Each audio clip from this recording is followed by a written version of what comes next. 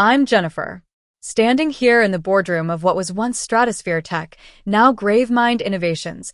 I'm reminded of the long and arduous journey that led me here. The room is filled with a hushed silence, and the weight of the past hangs heavy in the air. It all started on a seemingly ordinary day at Stratosphere Tech. I was sitting at the head of the table on the 42nd floor, my hand resting protectively on my belly.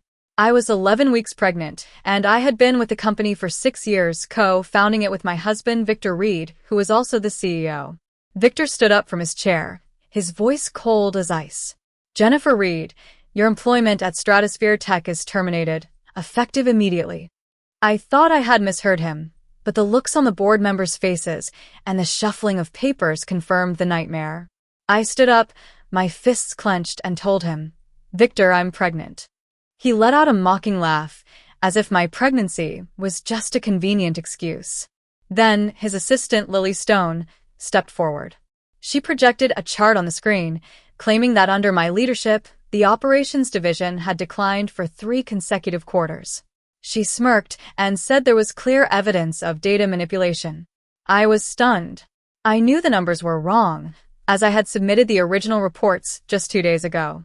Victor slid a folder across the table, saying they had found evidence of me altering files. I didn't even bother looking at it. I knew the truth, and I knew who had tampered with the data. I turned to Mr.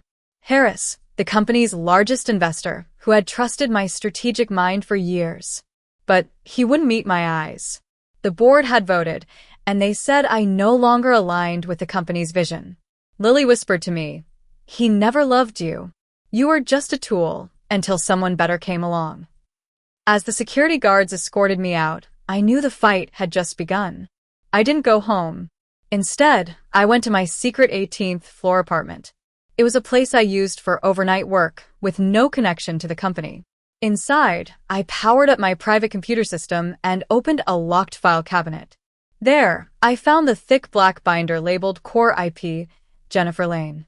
It contained all the original schematics, coding journals, and the official patent filing for the NovaFlow algorithm, which I had developed under my maiden name before Stratosphere Tech even existed. My phone buzzed with an encrypted message from Zoe, one of the lead engineers I had mentored.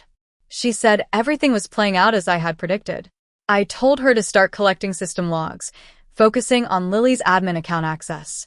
Just then, I received an anonymous email. Victor was fast, tracking the sale of Stratosphere Tech to global enterprises. They were planning to sell my algorithm without my permission. I knew I had to act quickly. I contacted my lawyer, Sarah, an old friend from Harvard.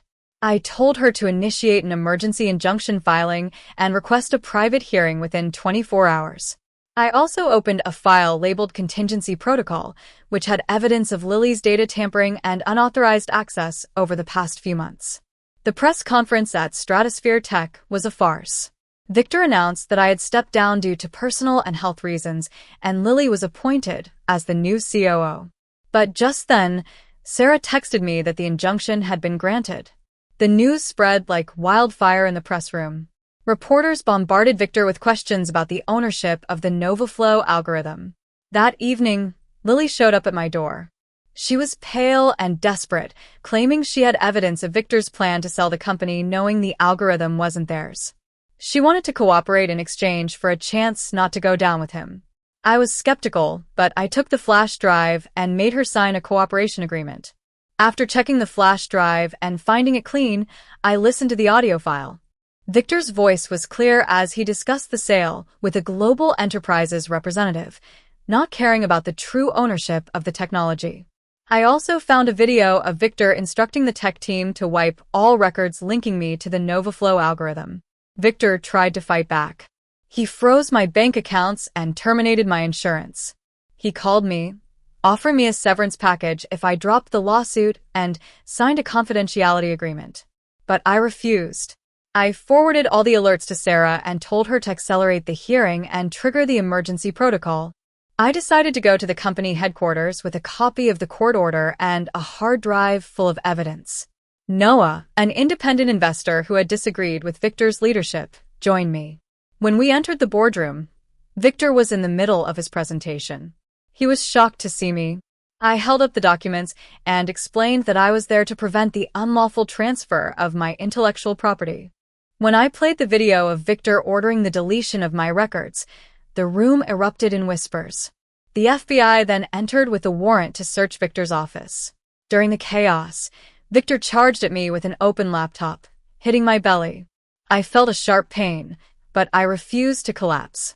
I proposed a restructuring plan for the company, and with the support of some board members and Lily, it was approved. 3 weeks after Victor's arrest, he was indicted for securities fraud, evidence tampering, and endangering a pregnant woman. His bail was denied. Meanwhile, I returned to the company as the Chief Innovation Officer. I changed the company's name to Gravemind Innovations, a name that represented integrity and accountability. We implemented practical reforms, such as expanded family benefits, no meetings after 5 p.m., and a mentorship program. The response was overwhelming, with thousands of applications pouring in.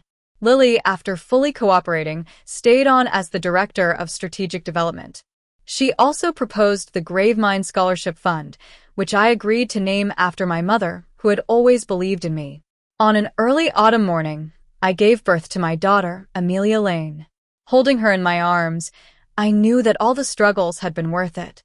Victor sent me a letter from prison, admitting his mistake, but I had already moved on.